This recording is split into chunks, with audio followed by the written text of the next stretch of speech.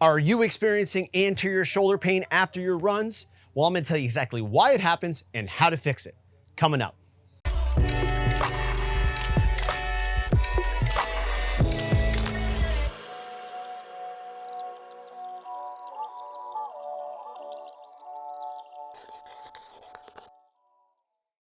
Welcome back, everybody. I'm Sean the Floch of Floch Fitness. If you are new to the channel, Floch Fitness is about fitness, wellness, and longevity for the ageless athlete. We have podcasts, product reviews, nutrition tips, and exercise tutorials like these. So if you're into that type of thing, make sure you hit that subscribe button down below. So you just got done with your run and all of a sudden, man, your shoulders are killing you. And it's probably even more of your right shoulder, the anterior right shoulder that you're feeling. I'm gonna explain exactly why that shoulder is hurting you. But before I do, I just wanna make a disclaimer that if you're dealing with any shoulder or any other joint issues for a prolonged amount of time, make sure you're working with a licensed healthcare practitioner to rule out any structural damage or otherwise to ensure that you don't have any long-term problems. So my usual rule of thumb is if something's bothering you for over 2 weeks and is not getting any better, make sure you work with a licensed healthcare practitioner. Most of the time when I see anterior shoulder pain from runners, it's caused by lack of extension, so the arm moving back for that individual. Because they lack extension of the arm as they're running, what's gonna happen is to make up the range of motion, the shoulder's gonna slide forward.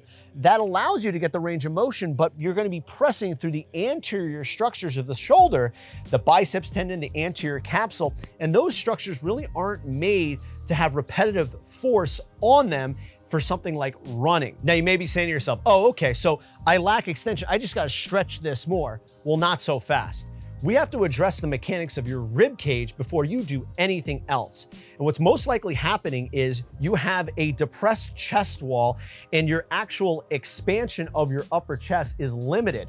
So we need to restore some of this pump handle, basically the sternum being able to expand while the lower ribs stay put in order for you to regain the extension and internal rotation that is required for running. Now that you have an understanding of exactly why you're experiencing this anterior pain, let's talk about the exercise that I go to improve your extension and internal rotation that is necessary for running.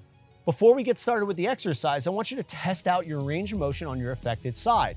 So you're gonna go ahead and get yourself in a good posture, bring your elbow to a 90 degree, and then I just want you to go ahead and pull your elbow as far back as you can while maintaining the elbow back and not flaring the elbow out. Once you get to that end range of motion, that would be your before test. We're then gonna go to our after test and see if we improve that range of motion. So for this exercise, all you're gonna need is a light dumbbell and then just a spot to lie down.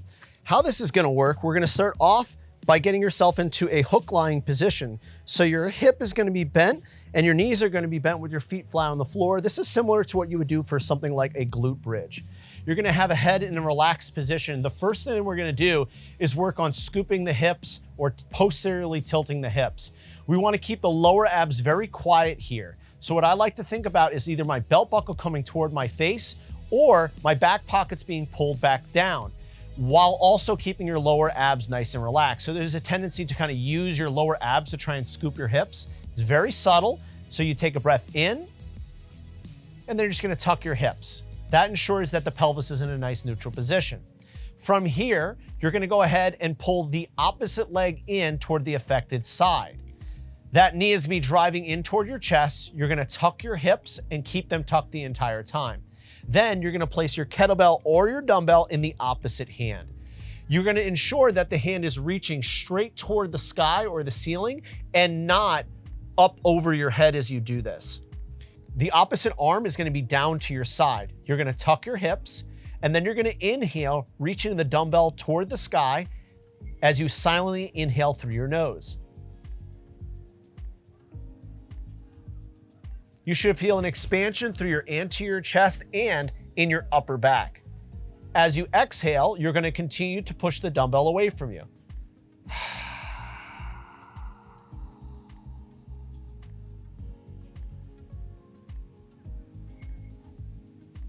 Pause for 3 seconds, 1 1,000, 2 1,000, 3 1,000, and then breathe in again, continuing to reach.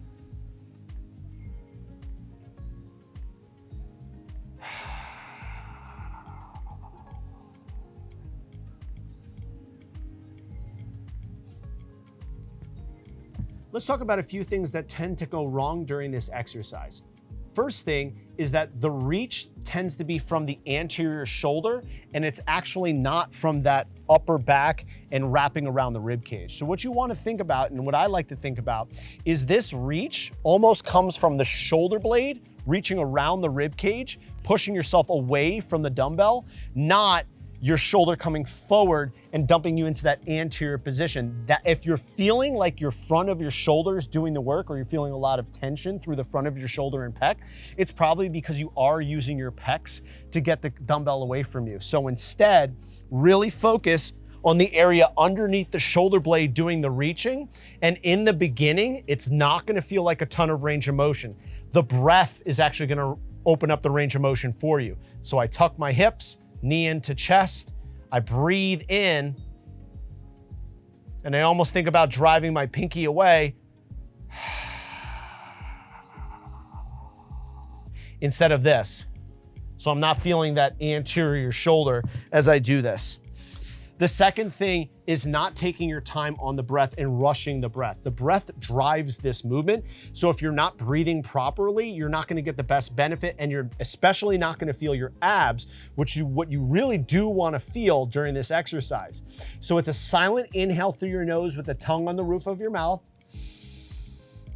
As you exhale, you're gonna open mouth sigh, push the dumbbell away from you.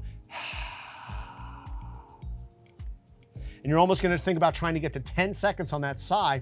And then once you've done that 10-second exhale, you're then gonna pause for 3 seconds. And then you're gonna breathe in again, continually reaching the dumbbell away from you.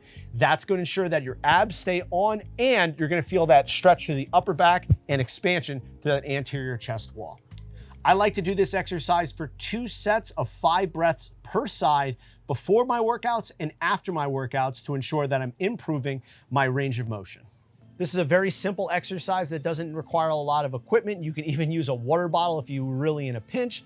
So this is something that you can do while at the track or right before your runs, before you get after it.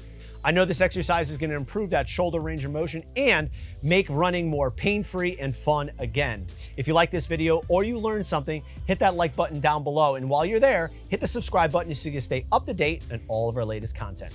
I'm Sean LaFloch of Floch Fitness. Thank you so much for watching. Happy running and have an awesome day.